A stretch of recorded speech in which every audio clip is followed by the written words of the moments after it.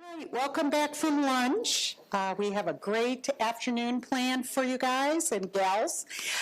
Please remember to silence your cell phones. The afternoon, we're really focusing on treatment side effects, coping, exercise, all kinds of things. So remember to write your questions for the end of each presentation. Our next speaker is Molly. Dr. Foy works at the Cleveland Clinic, and she did a specialized training in reconstructive urology surgeries. But she sees lots of urology patients, and she's going to tell us about treatment side effects. So let's welcome her today. Thank you. Hello, everybody. Thank you so much for having me. I'm Molly Dewitt-Foy. Like she said, I'm going to be talking today about treating side effects. So this is me.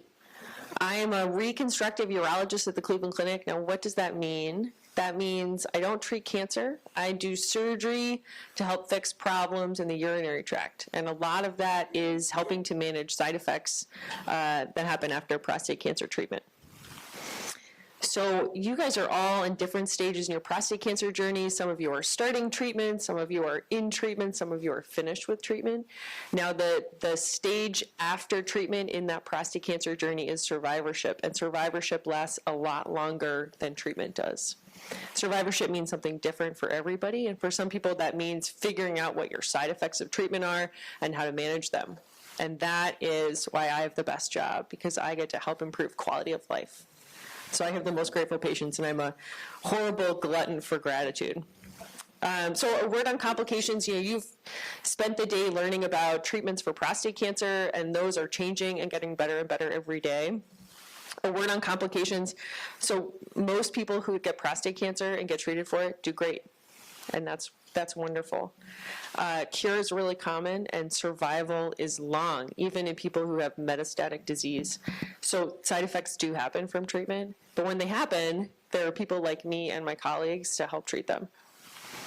So we're going to talk about different treatment options and their side effects.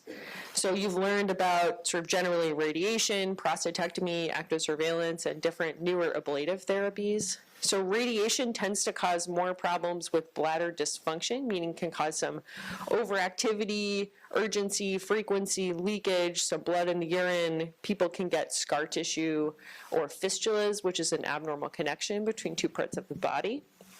Bowel function and erectile dysfunction. Radical prostatectomy tends to come with a different flavor of side effects, so more common to have stress incontinence. We'll talk about what that means. People can also have scar tissue and erectile dysfunction. Active surveillance seems like it should have no side effects because it's not treatment, but it can. Side effects can include things like anxiety about having cancer that's not being treated and need for repeat biopsies. And ablative therapies are newer, so we don't know as much about their side effects, but they can include things like the other ones do: urinary symptoms, stricture, and erectile dysfunction. So we're going to start by talking about urinary complications. So this is the urinary tract. Kidneys filter your blood and make pee out of the stuff your body doesn't need, the extra water and the extra salt. That goes down these tubes called ureters and into the bladder, and then out the urethra. The urethra runs through the prostate. So the bladder and the brain are having a conversation all day long about fullness through nerves that go through your spinal cord. So the bladder fills, communicates fullness to the brain, says, hello, I have to pee. Your brain sends a signal back to your bladder saying, like, hold on, find a toilet, or squeeze, squeeze, squeeze, squeeze, squeeze. And tells the muscle at the bottom of your bladder to relax. And that's the way it normally happens. Now, there's about 1 million ways for that to not happen properly. So either the bladder can be a bad actor, meaning the bladder can be kind of overactive or agitated, or there can be a problem with the outlet, meaning there can be scar tissue, or there can be weakness of the urethral sphincter. So urinary complications, we'll talk about what happens, why they happen, how to test, and how to manage them. So incontinence is one of the most common things that I see. There are kind of 3 flavors of incontinence, and we'll talk about what those are. We'll talk a little bit about radiation cystitis, and then we'll talk also about scar tissue or strictures. So incontinence means leakage, means not being able to control your pee. So urinary incontinence can happen after prostate cancer treatment. Stress incontinence is more common after radical prostatectomy. That tends to be worst immediately after surgery and then can improve. Irritative symptoms, meaning like urgency, frequency, feeling like you really have to go to the bathroom right away, is more common after radiation. There's usually an acute period after radiation where those side effects happen. They can get better, and then they can actually get worse decades after the treatment. And this just shows you again that the problems after prostatectomy tend to happen kind of acutely and then often get better. And the problems after radiation often can happen, even decades after the treatment. So the three kinds of incontinence. The first kind is overflow incontinence. That's exactly what it sounds like. It means the bladder's too full and it can't hold pee anymore, so some just leaks out. Stress incontinence does not have to do with anxiety or stress. It has to do with stress on the bladder, meaning you cough, you sneeze, you lift something heavy, and you leak urine. And that's from a weak sphincter. And the third kind is urge incontinence. So we'll talk first about stress incontinence. Again, that occurs with lifting, coughing, sneezing. The problem is a weak sphincter. This is most common after radical prostatectomy. That's because the sphincter muscle is right near the prostate. So if that sphincter muscle is not strong anymore, then you'll leak urine when you have stress maneuvers. Things like obesity, diabetes, smoking, those all increase the risk of stress incontinence. Urge incontinence is the feeling like you have to pee right away and then not being able to hold it. So that is when it's not a problem with the sphincter or the outlet, it's a problem with the bladder itself. That's when the bladder is overactive and it squeezes at the wrong time. That can be made worse by things like drinking too much coffee, having a urinary tract infection, by constipation, or by radiation. And then overflow incontinence, again, the bladder is just too full, it can't hold on to the pee any longer. That can happen when there's a scar in the outlet, meaning where the prostate's sewn to the urethra or where the prostate's been radiated, and the bladder just can't hold anymore, it just leaks out. So we have different ways we test about what kind of incontinence you have. A lot of it just has to do with talking to the person and figuring out what they're experiencing during the day. When things aren't totally clear, we have other tests we can do. Nobody likes either of these tests, and I do them all the time. So one of them is called a cystoscopy. That's where we use a very small flexible telescope. We put it in the urethra and we figure out what's happening. So we look, is there scar tissue? Is there a weak sphincter? What's happening there? And then the other one is called urodynamics. This is one of my favorite tests because it gives me lots of information about what's happening in the bladder. That's where you sit on this beautiful throne here that we have in our office. You get a tiny catheter in your bladder, a tiny catheter in your rectum. We fill your bladder with water, and we watch what your bladder does. So does it squeeze when it's supposed to? Is it squeezing all the time when it's not supposed to squeeze? It gives us a lot more information about how the bladder functions. And then you get to pee in a room full of people sitting on a throne. It's like the best test ever. I love it. Okay, so now we're going to talk about treating incontinence. This is what everybody wants to hear about. So we're going to talk about how to treat urge incontinence, stress incontinence, and overflow incontinence. Generally, urge incontinence tends to be true with medications. Again, those are focused on getting the bladder to not squeeze when it's not supposed to squeeze. Stress incontinence tends to be treated with surgery because we have to strengthen that outlet. And overflow incontinence tends to be treated with surgery or catheters.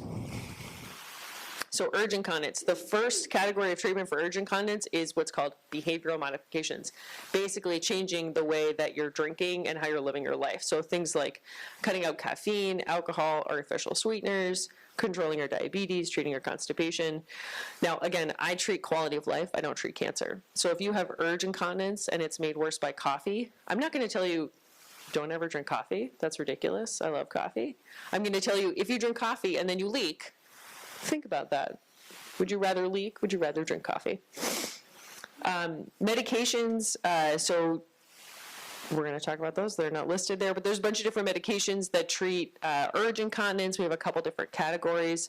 The biggest one is called anticholinergics. Those medications work really well. They cause super annoying side effects like dry mouth, constipation. There's a newer class of medications, mirabegron, Gemtesa. Those are medications that have fewer side effects but are often not covered by insurance. And then there are procedures that we use to treat urge incontinence: Botox, sacral nerve stimulation, tibial nerve stimulation, and major surgery. I'm going to talk about those. So Botox is exactly what people get injected in their foreheads to make their wrinkles go away. Not me, not yet. The way Botox works is it paralyzes the muscle. So Botox can be injected directly into the bladder to paralyze the bladder muscle to reduce that urgency that people have. Now the side effects, the biggest one that I worry about is retention, meaning if we tell the bladder not to squeeze, maybe it won't squeeze when it's time to pee. The best and worst thing about Botox is it's not permanent. So Botox lasts for about 6 to 9 months, meaning if it works great, awesome, it works great for 6 to 9 months, and then the effects go away and you have to get it done again. If you can't pee after Botox or you hate it, it wears off. This is posterior tibial nerve stimulation. This is a once weekly treatment that gets done for 12 weeks and then is often done in maintenance therapy once a month. You come into the clinic, we put these electrodes on your ankle, it stimulates the nerve in your leg, and that sends a signal to your bladder and tell it to calm down. And that can cause pretty significant improvements in urgency. It seems like voodoo, but somehow it works. And then sacral nerve stimulation is another thing that seems like voodoo. That's an implanted stimulator, sort of like a bladder pacemaker that goes under the soft tissue in your butt. And there's little nerves that go down and feed the nerves that feed your bladder. And again, that helps with urge incontinence. This is most studied in women, and it's very promising in women who have overactive bladder. Radiation cystitis, which we're going to talk about later, is a urgency and overactivity that can happen after radiation, is not on the approved list for this. Next, we're going to talk about treatment options for stress incontinence. This is one of my favorite categories of surgery to do because it gets me very grateful patients, and like I said, I'm a glutton for gratitude. So stress incontinence, again, that's the kind of leakage that you have when you do stress maneuvers, things like lifting, coughing, sneezing. There are 2 main surgeries for stress incontinence. One is the urethral sling, and the other one is the artificial urinary sphincter. There are also non-surgical options for stress incontinence. One is called a condom or a Texas catheter. That's what you see on the left there. That literally looks like a condom, and it gets connected to a bag. It just holds the pee so it doesn't drip. And then this on the right is called a Cunningham clamp. That's, again, it's just a clamp that goes around the penis and squeezes it so the pee doesn't leak out. These seem like torture devices. They're actually not. I have patients who love them. If you have stress incontinence and you don't want a surgery, or you're not a good candidate for a surgery, these are wonderful things. I have patients who tell me, I only leak when I golf, and I love to golf, and I don't want surgery, and I just give him one of these Cunningham clamps. He puts it on every time he goes golfing, takes it off after. You can leave them on for 2 hours at a time. So the advantages of these, they're non-surgical, they're easy to use. The disadvantages, you have a clamp on your penis, not everybody likes that, and you can't leave them on for longer than 2 hours at a time. So next we're going to talk about the urethral sling. So this is a piece of mesh that's surgically implanted to kind of pull up on the urethra. It's really best for treating mild to moderate incontinence. For me, that means less than 3 pads a day. Now, if you use 3 pads a day, but each pad you're like wringing out over the toilet and it's like pouring down urine, like that's not mild stress incontinence, that's more. The advantages of the male sling is continence is immediately improved or restored. So this doesn't have to be activated. There's nothing you have to do to it. You put it in and you get what you're going to get.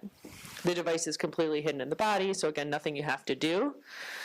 Again, best candidates for the male sling are people who've had their prostate removed, who have mild to moderate incontinence. That means like 1-2 pads a day, who are dry at night, who've not had radiation before. It's off-label, but I think it's really nice for arousal incontinence or climacteria, meaning that you don't have incontinence all the time, but when you have an orgasm, you have incontinence. This is a nice option. Next, I'm going to talk about the artificial urinary sphincter. This is one of my favorite surgeries to do. I don't get paid by this company. It would be nice if I did. Maybe someday they'll do that for me. But this is one of my favorite things to do because I get patients who leak all the time. They're wet. I do this surgery. It takes me like an hour.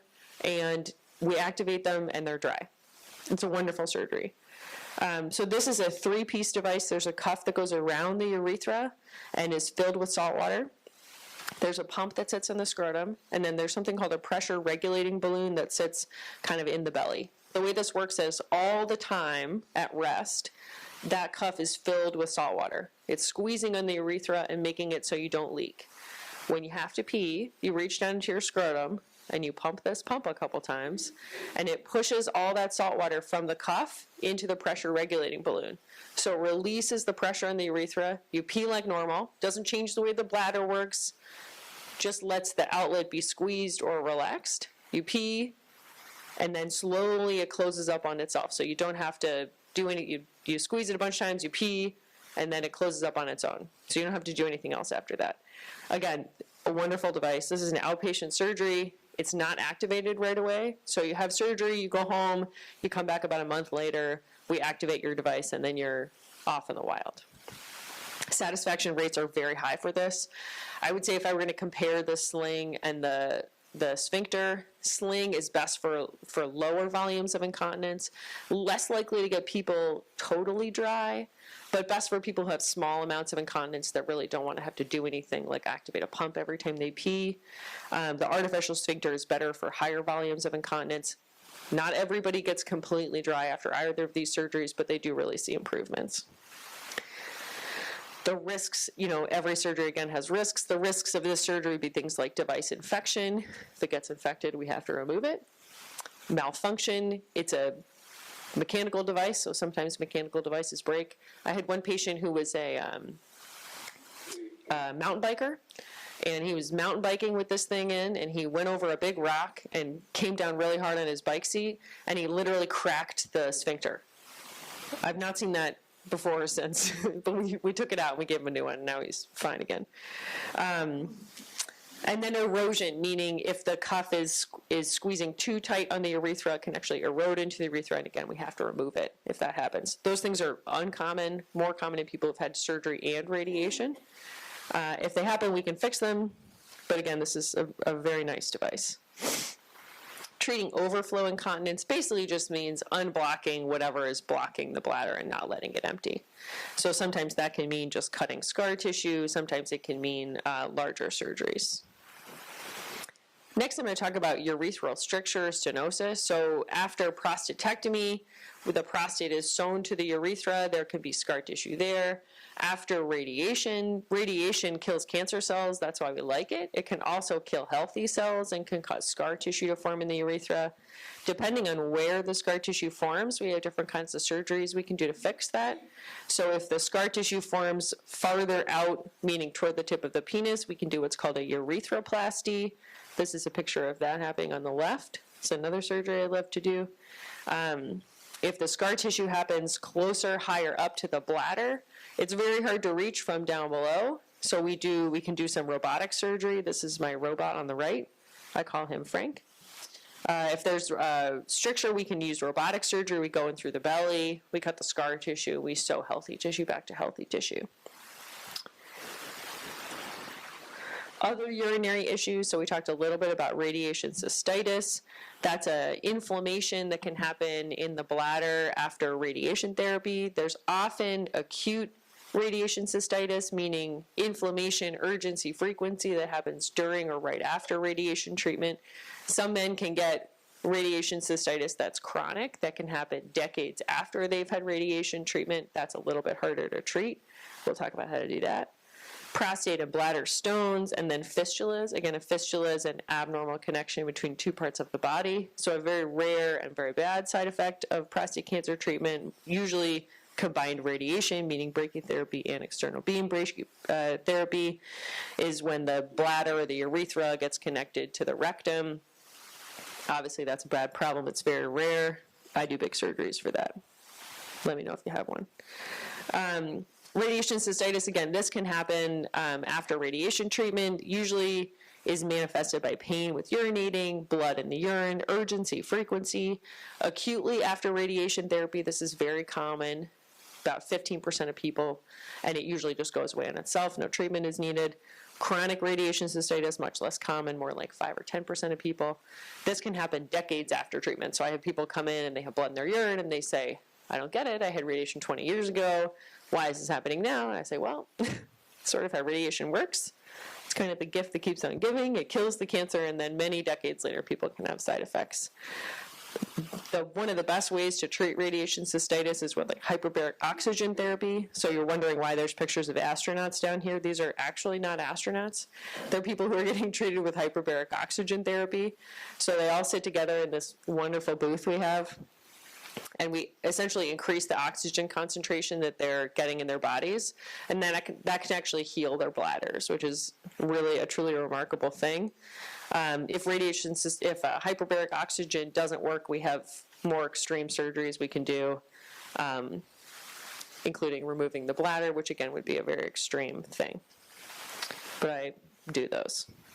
Okay, we're going to talk about penis complications next, which is probably why a lot of people are here. We love talking about penises. My 4-year-old is really sad she's not here because she heard I was going to be talking about penises today. Okay, so sexual function domain. So people can get erectile dysfunction after all kinds of prostate cancer treatment. Again, this is just showing that people who have have a prostatectomy tend to have the worst problems with their erections early on, and then things tend to get better by about 2 years, and people who have radiation therapy can have less problems with erections initially, and then it can get worse over time. So the mechanism of erection, how do erections work? So on the left is a flaccid penis, looks kind of like a bug to me, and on the right is an erect penis. So the way erections work is your brain or your body tells you a signal that you want to get an erection. It sends these signals down to your penis to tell the inside of the penis to dilate. That lets more blood go into the penis. When more blood goes into the penis, it clamps off the veins that allow the blood to leave the penis. So what that requires is healthy nerves and healthy blood vessels. After prostate cancer treatment, the nerves that feed the penis and allow erections to happen can be damaged, and that's why people get erectile dysfunction. So sexual function after cancer treatment. After prostatectomy, erections can improve up to 2 years after surgery. That's usually when people see the most benefit or the most increase in erections. After radiation therapy, the erections tend to happen later.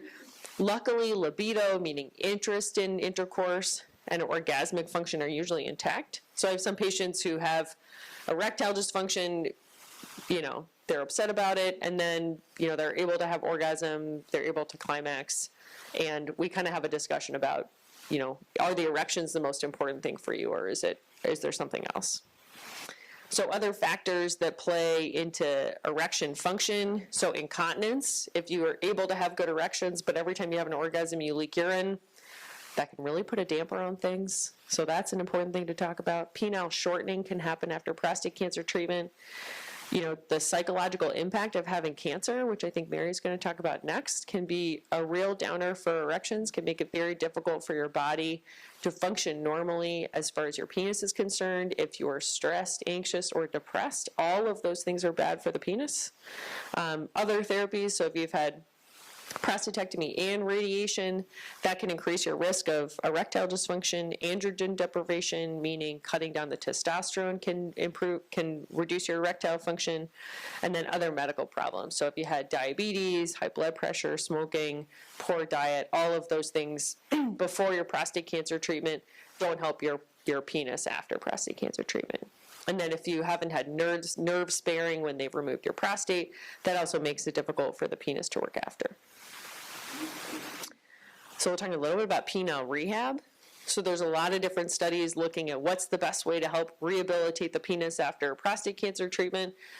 None of the studies are perfect. What I'll just say is there's a lot of different methods. I don't condone any of them, but one of them is to take a daily PDE5 inhibitor, that's like a Viagra or a Cialis. One is to do vacuum device therapy, injections, shockwave therapy. There have been studies looking at yoga, pelvic floor physical therapy. What I will say is especially after prostatectomy, using some kind of rehabilitation program probably helps a little bit, and it probably doesn't hurt. So for patients who have just had a prostatectomy, I often tell them, we'll give you a prescription for Cialis, take a low dose of Cialis every day, probably improves the blood flow to the penis. If you don't use it, you lose it. So I think it's not going to hurt, and it might help. Again, no clear guidelines on this, but probably helps at least a little bit. So treatment options for erectile dysfunction, the first category is medications. So how do these work? These are like Viagra and Cialis, everyone's heard of them. These drugs inhibit phosphodiesterase, which increases cyclic GMP. You don't need to know what that means. Basically what it means is it increases the amount of that hormone that tells those blood vessels to dilate. So it requires some mental, physical stimulation and intact nerves. So I have some patients who I give them Viagra, they come back, they say, Doc, I tried the Viagra, it didn't work. And I say, how do you use it? And they say, well, I took a Viagra, and then I went out to breakfast, and then I went on a bike ride, and then I came home, and it's like, none of those things made me have an erection. That's not how it works. So you have to take Viagra, and then within an hour or two, you have to do some sort of stimulation. Otherwise, those nerves aren't releasing that nitrous oxide, and the erection just won't happen. So these can be very effective. The side effects are things like flushing, headache, nasal congestion, meaning feeling like you have a stuffy nose or vision changes. The main contraindication for this is if you take nitroglycerin, medication that people take. It's a little pill they put under your tongue. If you have chest pain, if you take nitroglycerin and Viagra at the same time, you will die, or you might die. Your blood pressure will go very low, so you really can't do that. If you have nitroglycerin, that is a contraindication to taking Viagra. Otherwise, very well tolerated. Viagra used to be super expensive. Viagra is now dirt cheap. Great prices at Costco, good RX, lots of good ways to get very cheap Viagra. If you have a prescription for Viagra and you're paying a lot for it, please stop doing that. So there's a lot of different medications, Viagra, Levitra, Cialis. The main difference here is the kind of side effect profile and how long they last. So you'll see here the duration of effect is just a couple of hours with things like Viagra and Levitra. Cialis, which is also called tadalafil, is a much longer acting medication. The reason that's important, so Cialis, I usually tell people take one low dose every day, and then you take a booster dose as needed. So take a 5 milligram pill every evening, and then if you want to have intercourse, you take 20 milligrams 2 hours before intercourse. You don't take your daily 5 milligrams, and then the next day you go back to the daily 5 milligrams. The idea here is that it kind of improves the blood flow to the penis on a little bit of a daily basis. But again, it's a much longer half-life, so it's in your system sort of much longer. Viagra is good for, I want to have sex in an hour, you take your pill, and then you get the effect within an hour. I'm going to talk very briefly about Muse. This is a pill, a tablet that you put in the urethra before sex. The reason I don't prescribe this one that often, as you can see, the cost is like $80 per use. So Viagra, again, used to be very expensive, so a lot more people use this. Now that Viagra is very cheap, I don't prescribe this very often. The next treatment we'll talk about is what's called intracavernosal injection, meaning injecting a medication directly into the penis to get an erection. This onset is very quick, so 5 to 20 minutes. It's very effective. I will say the people who stick with this long term is the mighty but small few, just because you have to inject your penis with a medication. So it's a needle directly into the penis. We have a whole team of nurse practitioners and physician assistants who teach patients how to do this. So we give you a prescription, you go pick it up, you bring it into the office, we teach you how to do it. If it works, great, we send you home with it. So I think this can be very effective, but you have to be okay with putting a needle in your penis, which not everybody is. That's shocking to me. I'm not sure why. Okay, the next thing we're talking about is the vacuum device. So this is a vacuum that you put around the penis. You put a band, a constriction band at the base of the penis, and you literally pump it up and you pull blood into the penis. It gives you an erection. So again, I think this is a good device. I think some people have really good effect, especially if they use it with something like Viagra or Cialis. Side effects would be instability, meaning you don't get an erection closer to your body from the band, where the band is. So if the band is not all the way up against your body, the penis can be rigid here but kind of flopping around this way. And then it's cost, so it's about $300 to buy one of these. The next thing we'll talk about is shockwave therapy. So this is something you may hear about on the radio. I will tell you there are two kinds of shockwave therapy. There's radial shockwave therapy and focused shockwave therapy.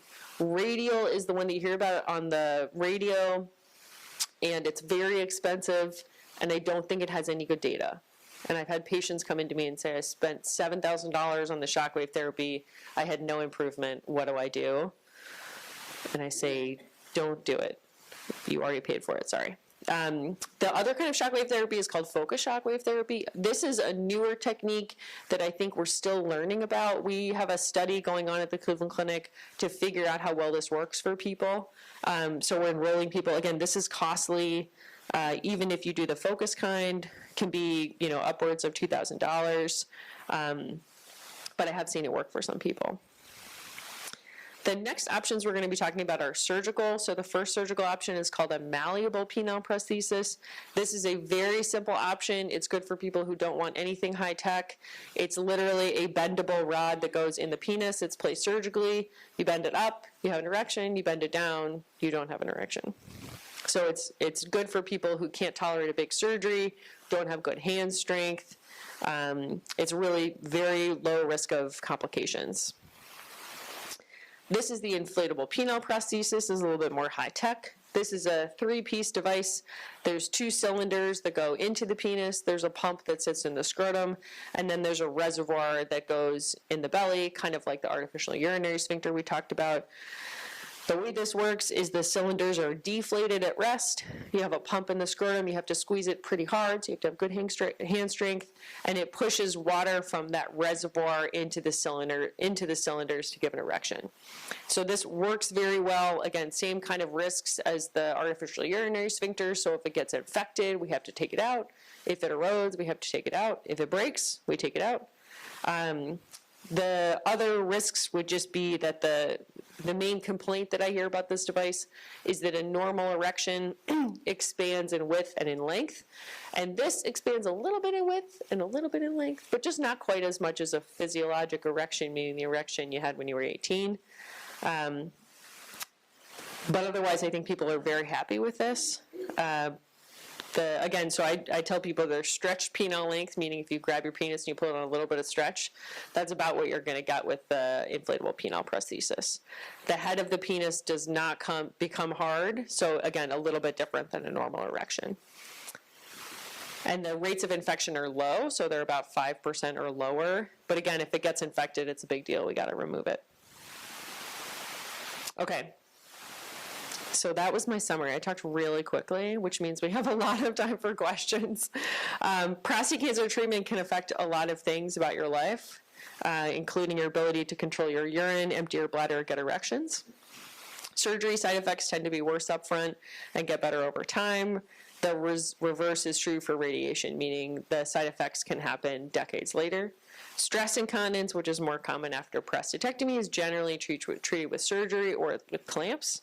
Urge incontinence, which is more common after radiation, can be treated with things like medication, procedures, hyperbaric oxygen. Erectile dysfunction, which can happen with all varieties of treatment, can be treated with pills, pricks, pumps, or prosthesis. And the main message is whatever happens, we're here for you. So thank you very much, and I will be so happy to take questions.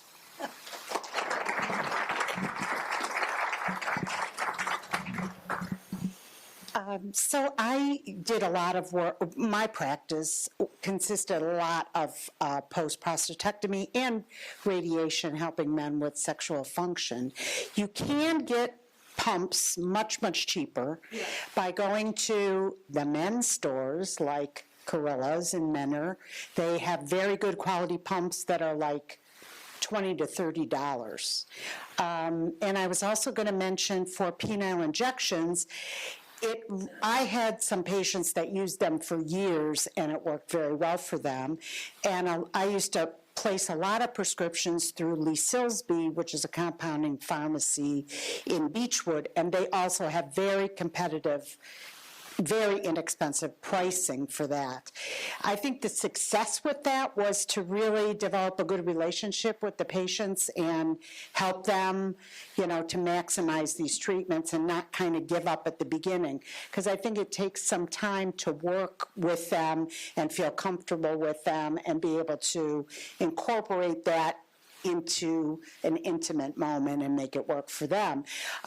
So maybe you could comment on sort of thinking about a guy that's had a prostatectomy and wants to do rehabilitation. What can they do together to be more successful? Mine is through. That's great. The other thing I wanted to say about surgery that I meant to mention is the reason I talk about the other treatments first is not that I don't think the prosthesis is a great device, but because once you've had the prosthesis, that's the way you get erections. You can't get a prosthesis and then go back to getting normal erections the way you had them before. So the nice thing about the injections, about the medications, about the pump, is that all of those things, again, increase blood flow to the penis. They can maybe improve your ability to get erections on your own without any additional things. So I do like to try those things first. And I do have some patients who do great with the injections and with the vacuum device and really thrive using those strategies. Again, I think, so many men have lived their adult lives getting erections when they want them and not really thinking about them. And after prostate cancer treatment, there's so many things that can change about your body. And I think that can cause a lot of stress, anxiety, depression, real problems. And the thing about anxiety, depression, and stress is all those things are bad for your penis. So it's really hard for you to get an erection if you're anxious and stressed. None of these things are going to work if you're not having a conversation with your partner about them. So I've had patients say, I want to get a prosthetic, but I don't want you to tell my wife. And I say, that's not going to work. She's going to figure it out. So really making sure that the partner, the provider, and the patient are all on board with whatever treatment we're doing is super important. Your success is going to be better with any of these treatments if you're sitting down with your partner and talking about what's going to work for you. Running off into the bathroom and injecting your penis and then running back is like not a successful way to have intercourse after prostate cancer treatment. So I don't think that answered your question, did it? A little bit. What about before the patient? Oh, we talked about rehab. Okay. What could they do before a planned prostatectomy or planned radiation to try to make all these symptoms less? Yeah. So I tell my patients all the time, the body you have going into treatment is really going to change how you experience treatment and the side effects you get after. So if you are super overweight, very unhealthy, smoking cigarettes, have poorly controlled diabetes, all of those things are going to increase your risk of complications after. So they're going to increase your risk of urinary complications, complications during surgery, treatment, erectile dysfunction, all of those things. I see many men who have erectile dysfunction who haven't had prostate cancer treatment. And it's all the same things that cause heart attacks and strokes. The penis is the miner's canary. When it stops working, it's sending a signal to your body that other things are not going well. There have been good data to show that men who have erectile dysfunction are more likely to have heart attacks. And it's not because erectile dysfunction causes heart attacks. It's because the same thing that causes erectile dysfunction causes heart attacks. It's the unhealthy blood vessels and nerves. So improving your health, stopping smoking, getting control of your diabetes, exercising, healthy diet, all of those things are good for your penis. And they're good for your urinary tract as well. And then you asked about rehab a little bit more. So I think what I think, again, anything that's improving the blood flow to the penis on a daily basis, that includes things like exercise, healthy diet, healthy lifestyle, not smoking.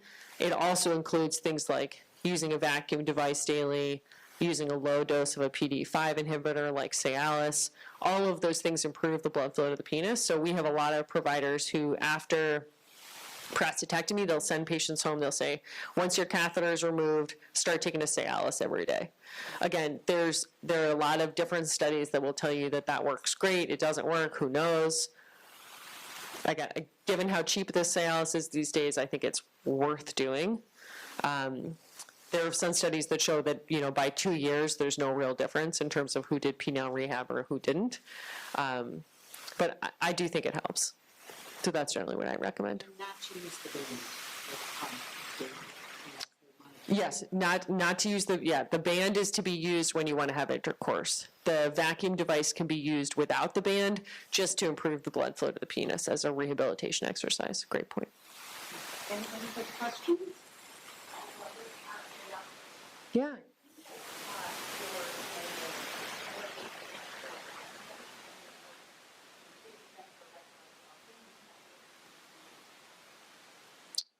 Would you be able to get a urinary, artificial urinary sphincter and an inflatable penile prosthesis? Yeah. I have patients who have both. Yeah, so I have patients who have an artificial urinary sphincter and inflatable penile prosthesis. I don't like to do both of those surgeries at the same time because I think you're asking for trouble, and I try not to ask for trouble. So I tend to do the artificial urinary sphincter first, get good urinary control, and then once people have healed up from that, if they want an inflatable penile prosthesis, we do that second. But I definitely have people who have both. Yeah.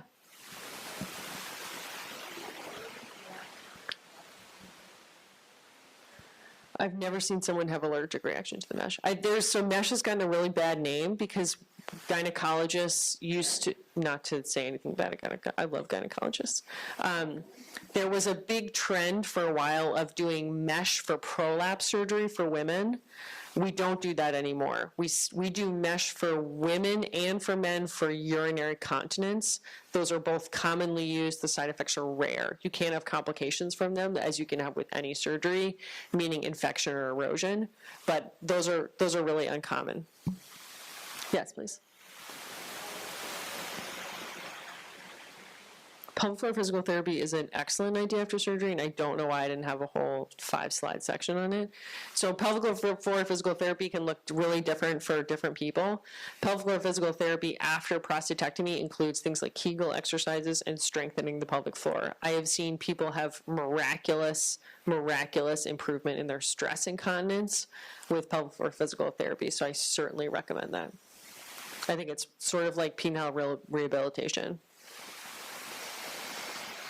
And there are specialists that do that. Yeah, and there's pelvicrehab.com is a really good website. We have pelvic floor physical therapists at the Cleveland Clinic, but if you live very far away, you can't have good access to a whatever facility to get pelvic floor physical therapy, pelvicrehab.com will tell you about different good pelvic floor physical therapists in your area to make sure that you're seeing someone who knows what they're doing. Great. Thank you very much. Thank you so much. Thanks.